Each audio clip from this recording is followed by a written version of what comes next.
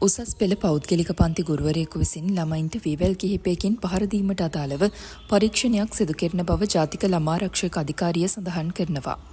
නුගේගොඩ ගම්පහ ආදී ප්‍රදේශවල ආර්ථික විද්‍යාව සහ ව්‍යාපාර අධ්‍යයනයේ විෂය උගන්වන මේ පෞද්ගලික පන්ති ගුරුවරයා සිය පන්තිවල ළමයින්ට වේවැල් පහර දෙන ආකාරය දැක්වන වීඩියෝවක් මේ දිනවල සමාජ මාධ්‍ය ජාලවල සංසරණය වනවා.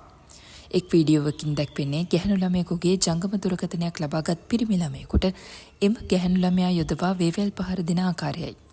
මෙම ගුරුවරයාගෙන් පහර කෑමට ලක් වූ වින්දිතයින් කවුරුන්දැයි යන සම්බන්ධව සොයා බැලන බවද ජාතික ළමා ආරක්ෂක අධිකාරිය පවසනවා.